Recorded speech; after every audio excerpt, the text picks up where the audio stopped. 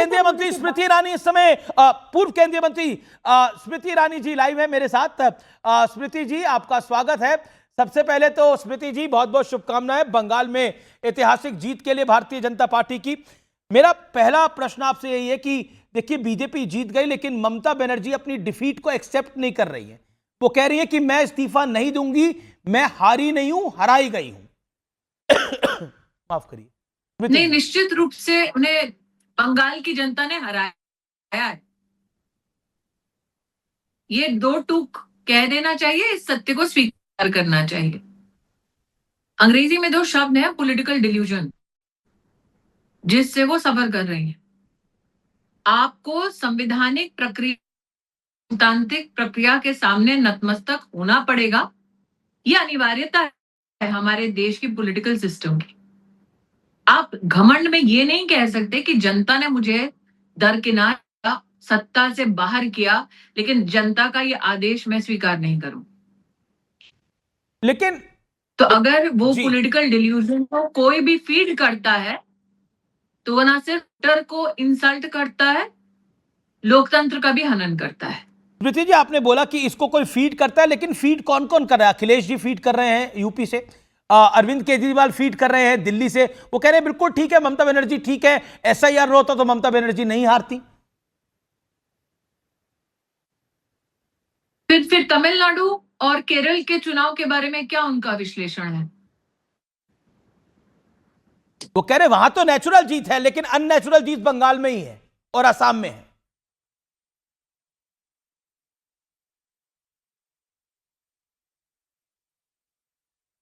स्मृति जी, स्मृति जी, लगता है संपर्क उनसे टूट गया। हम दोबारा कनेक्ट करने की कोशिश करेंगे स्मृति ईरानी। स्मृति जी दोबारा हमारे साथ है। स्मृति जी, मेक योर पॉइंट प्लीज। मैं कह रही हूँ कि जो ईसी पे तोहमत लगाते हैं वो ये बता दें कि तमिलनाडु, केरलम का फिर चुनाव का परिणाम कैसे मान्य है। और मुझे लगता है अमीश जी वो जानते हैं कि हार चुके, अब सुर्खियों में बने रहने के लिए कुछ तो ऐसा बेतुका कहो कि कम से कम जनता वोट नहीं दे रही कि कम से कम न्यूज पे ही देख ले हमको। जी नहीं, निश्चित तौर पर हेडलाइन मैनेजमेंट का काम हो सकता है, वो हेडलाइन में रहे, लेकिन राहुल गांधी कहते हैं चुनाव चोरी, संस्था चोरी, और अब चारा ही क्या बचा है हम सबके पास। तो वो चोरी करेंगे। इलेक्शन कमीशन ने तमिलनाडु और केरल में क्या किया फिर? मैं पुनः, इलेक्शन कमीशन की गतिविधि, प्रक्रिया, व्यवस्था उन दो राज्य मान्य है। ये चित भी मेरी पट भी मेरी पॉलिटिक्स का एक और सुनहरा विपक्ष ने दिया है कि जहां विपक्ष जीते वहां ईसी अच्छी, विपक्ष हारे भाजपा जीते वहां ईसी खराब। और उनको क्या लगता है सब देख नहीं रही है। एक स्मृति, जनता ने एक निर्णय, उस निर्णय ने पश्चिम बंगाल में इतिहास बनाया जी, जो अब खुद हिस्ट्री के फुटनोट ने वो इस प्रकार का लांछन लगाते हैं संवैधानिक व्यवस्थाओं पर। ये कितना अनुचित है, ये जनता ने खुद उन्हें लोकसभा के चुनाव में हराकर आपको बताया है। आप तो खुद वहां पर लगातार चुनाव प्रचार कर रही थी। हमने ग्राउंड से कुछ तस्वीरें कल आती हुई देखी, और कल रात को और आज सुबह सोशल मीडिया को जब देखा तो तस्वीरें भरी हुई थी। वहां पर हावड़ा ब्रिज पर भीड़ लगी हुई है, लोग गुलाल से होली खेल रहे हैं, लोग दिवाली बना रहे हैं। एक निजी विवाह में वहां पर बोला गया 15 साल बाद सरकार बदली है, और गाना चला फिर भारत का बच्चा बच्चा श्री राम बोलेगा। क्या आपको लगता है कि जब आप वहां पर बंगाल में थी आपको ये मूवमेंट दिखाई दे रही थी?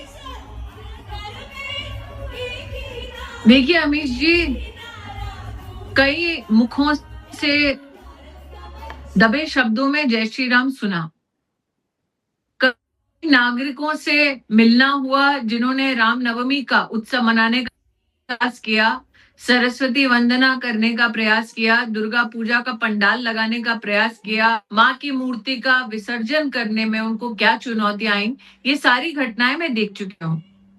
मैं ग्रामीण अंचल में भी जा चुकी हूँ, मात्र चुनाव में नहीं, चुनाव से पहले भी दोनों विधानसभा चुनाव के मध्य में जो 5 साल का अंतराल रहा है उसमें कितने कार्यकर्ताओं से मिले हैं जिन्होंने कहा गांव में बहू बेटियों का बलात्कार किया गया मात्र इसलिए क्योंकि वो भारतीय जनता पार्टी का समर्थन करती हैं।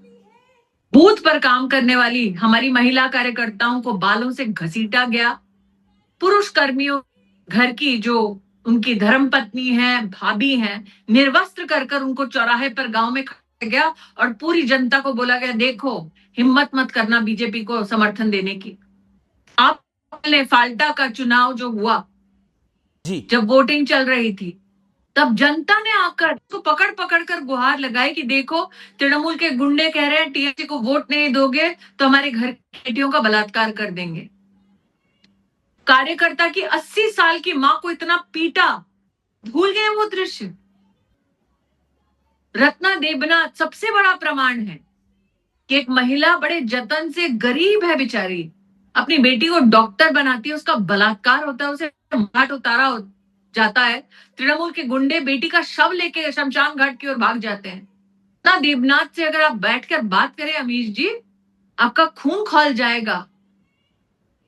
को अपने पति के साथ भागना पड़ता है शमशान घाट ताकि बेटी का अंतिम संस्कार कर सके। वो औरत की कैंडिडेट बनकर उतरती हैं, तब टीएमसी के गुंडे घेराव करते हैं, उसके मुंह पर थूकते हैं। तो ये सारे लिबरल्स कहां थे वो तब, जब औरतों को किया जा रहा था, नौजवान लड़कों को फांसी चढ़ाई जा रही थी खेत में सरेआम। ये व्यक्ति नहीं बोला तब।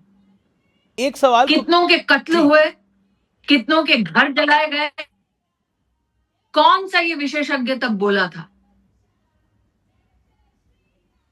प्रीति जी, एक सवाल जो कि बहुत इंपॉर्टेंट है, भारतीय जनता पार्टी के लिए बंगाल की जीत सिर्फ पॉलिटिकल जीत नहीं है, ये एक बड़ी विचारधारा की जीत भी है। श्यामा प्रसाद मुखर्जी साहब की धरती है वो।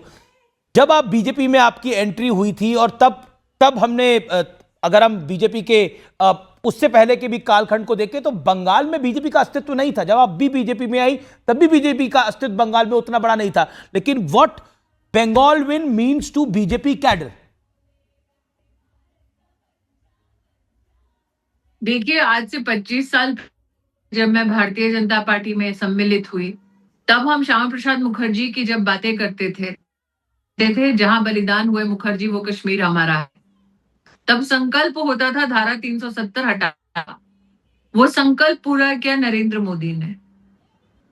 बार बार ये एक टीस रहे कि जहां उनका जन्म हुआ, जो हमारे लिए इतनी बड़ी प्रेरणा का स्रोत है, मार्गदर्शन, क्या एक दिन आएगा जब भाजपा का परचम वहां लहराएगा।